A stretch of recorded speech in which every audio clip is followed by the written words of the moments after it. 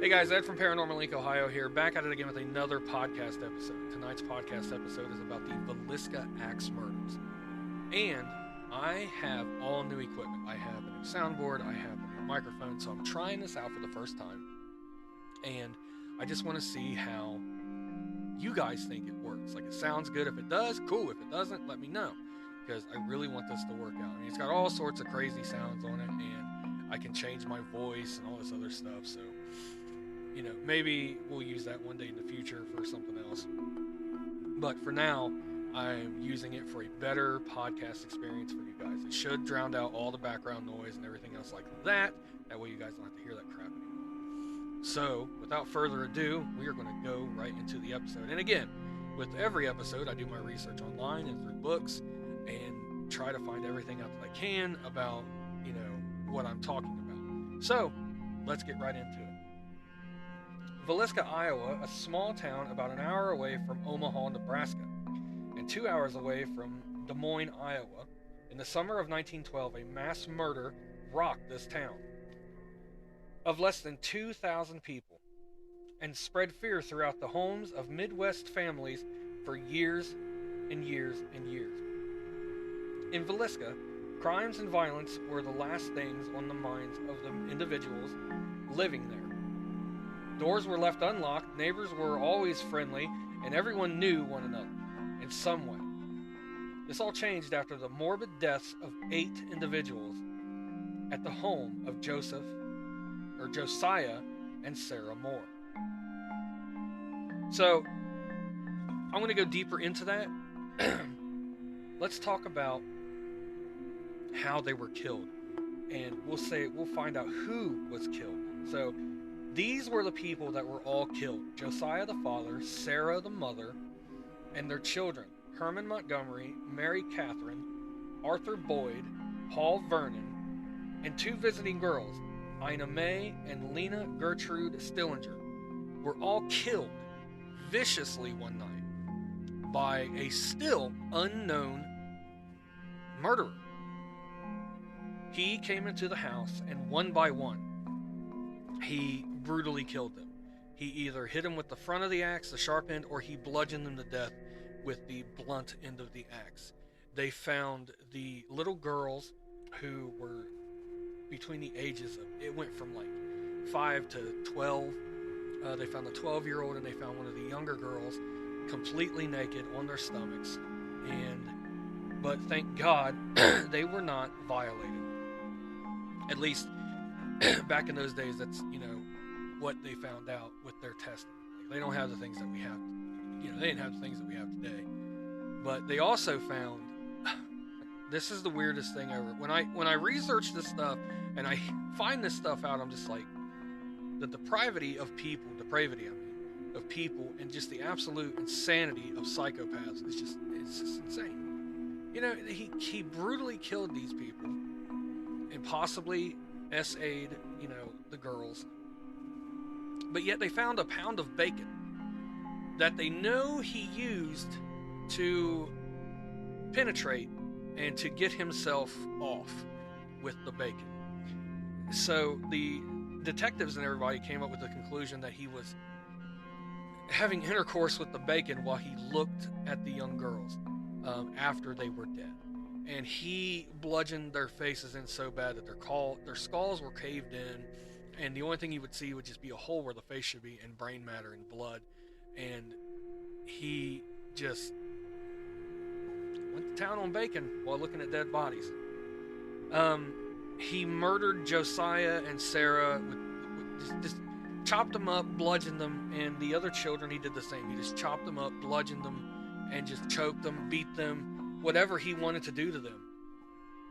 And after he finished murdering these people, detectives found cigarette butts in the house and a plate of half-eaten food that nobody smoked in that house, so it had to be the killer. He sat down after killing all these people and fornicating with bacon while looking at these little girls, and he ate.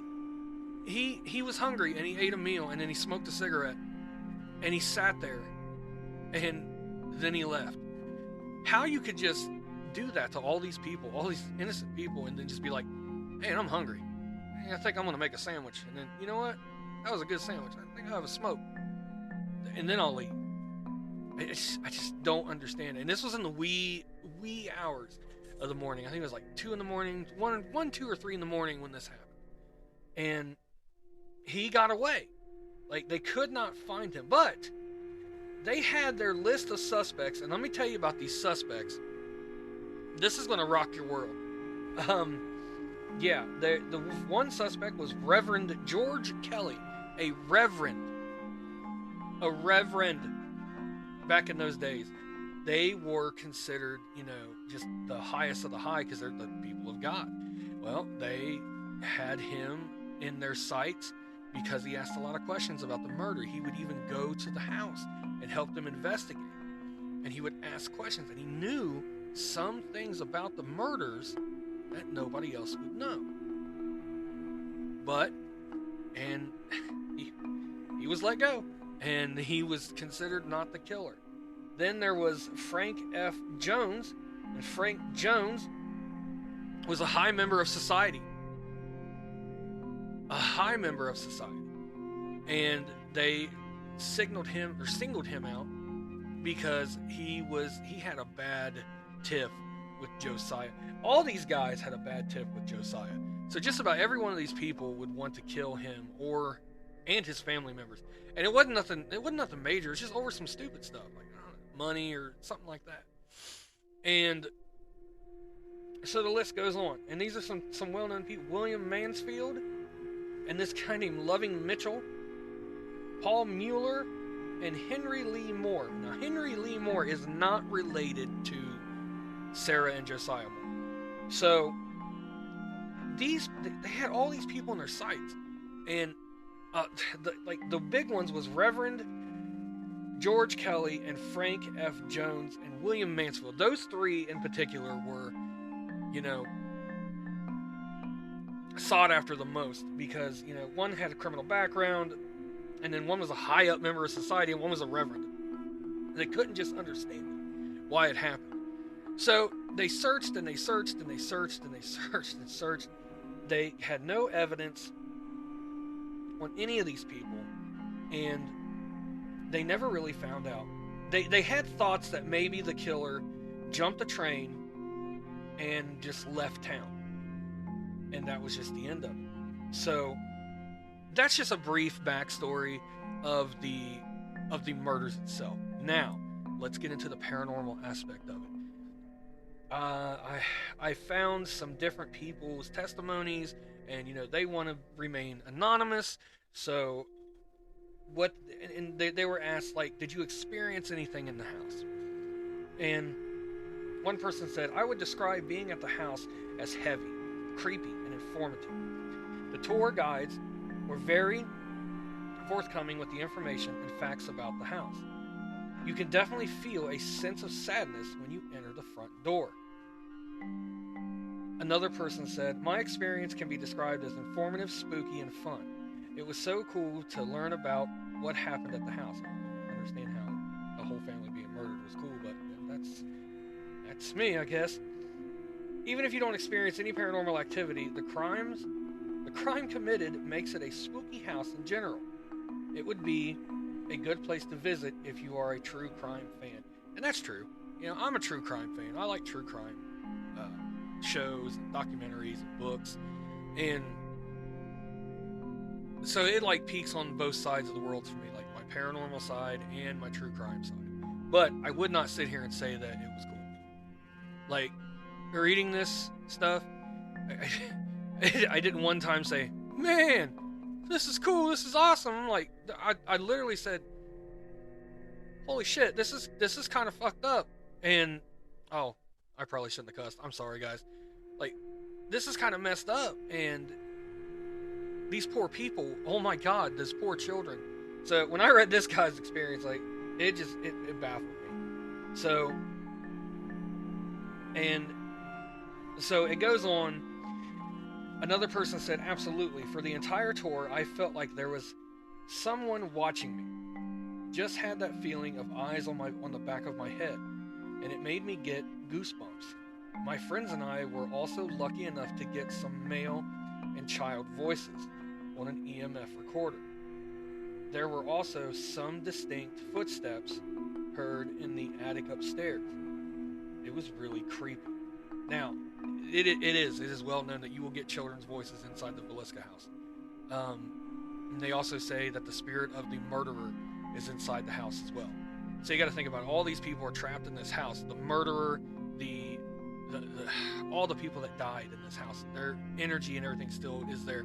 I can understand where you'd get this weird, creepy, dark feeling because you're inside this place where something majorly bad happened, and it was just horrible. Everything that man did was just absolutely horrible, and those people did not deserve any of it, and that stained the land there, the house, and everything for eternity, for years to come. And it trapped the killer in there. I think that he was trapped there because that was his punishment. He is now going to spend eternity in this house where he just destroyed so many lives. So then the questions came about, is it different at night? Did anything crazy happen at night? Those were just days, like daytime tours. Now, these are experiences from people that did nighttime tours and private investigations at night in the Vallisca Axe Murder house. So one person said, I did. At nighttime, it feels like there is just so much more energy in the house. Paranormal activity seemed to occur at every hour. It was almost impossible to sleep because of how creepy it felt in the dark. Not that any of us wanted to sleep. We were all too excited to catch evidence of ghosts. And that is very, very true. I mean, when I go on these ghost hunts and these investigations, I don't want to sleep either. Like, honestly, I don't. And you do get tired. I have fallen asleep. I will admit that I fell asleep at one investigation. And that was just because I didn't prepare for it good enough the day before. I didn't do the right sleep like I usually do.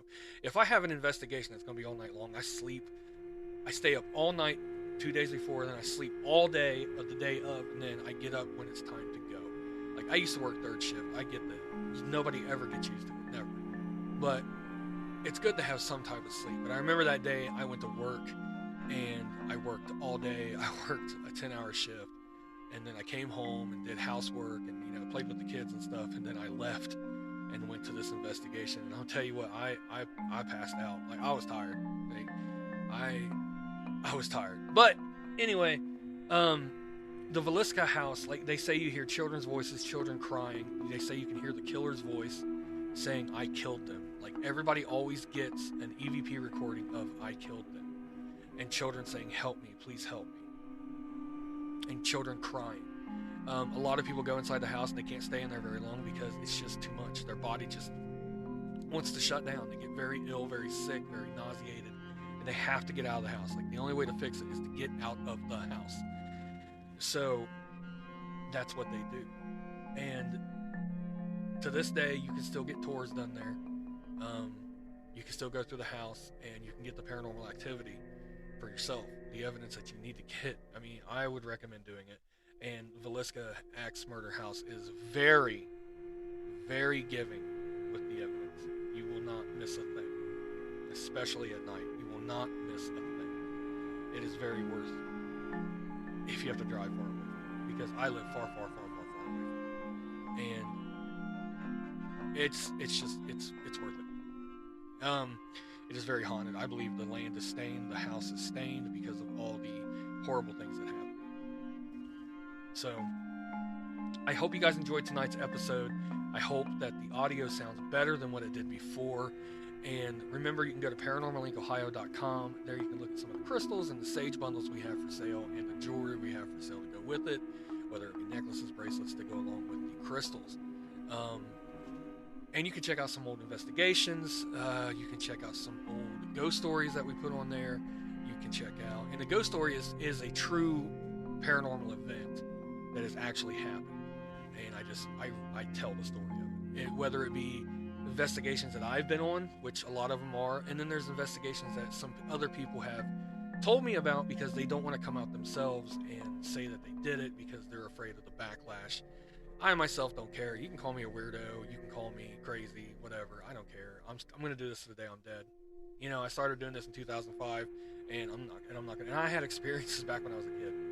So I'm not going to stop. I don't care. So I'll tell your story. Like, if you have a story that you want told and you don't want to do it because of the stigma that comes with it, I completely understand. I'll either do the story with you and you can get it out with me, or I'll do the story for you. So you can go there. Then you can go to Paranormal Link Ohio on TikTok. There, I put some old podcast episodes, some new stuff. A lot of stuff coming up is going to be on TikTok and Facebook. And of course, it's always going to be here on the podcast. You know, I love each and every single one of you, and the support you guys give, and the love you guys give is just awesome. It is amazing. Again, you can subscribe to me here on Spotify for podcasters or Spotify. It's only $2.99 a month. You get some behind-the-scenes footage. You get access to shows that are not put on regular podcast times. They're definitely for members-only podcasts, and you have a chance to have Q&As with me. We can do podcasts together. You know, you can come on the show. We can talk about your incidents. And you know what? I'm going to hold that for everybody. You don't have to be a member to do that. If you want to come on the podcast, you want to tell your story, you don't have to be a member to do that. But when you become a member, you get all the other things I said. You know, the behind-the-scenes footage, the podcast episodes that don't come out for the free stuff, and it's just a lot more to it. But like I said, if you don't want to subscribe, you don't have to. You know, there's always the free stuff. I'm always going to do free podcasts. I'm always going to do that. And I love it that you guys keep coming here. And, you know, to be honest with you, I hate saying, hey, you can subscribe to me for $2.99, because I'm not really in it for the money. But, you know, people got to do what they got to do. And I enjoy making the jewelry for you guys at ParanormalLinkOhio.com. I enjoy getting the crystals that you guys want. I enjoy doing all that. So, plus the memberships help with things like equipment and getting able to go get these crystals and to get the equipment that I need to do the jewelry and to get the funds to go to these investigations and things like that, and so on and so forth. So I'm going to stop rattling my brains off to you guys. I love you guys so much. Thank you so much for checking out tonight's episode, and I hope the audio sounds good again, and you will hear from me tomorrow night. Thanks. Bye, everyone.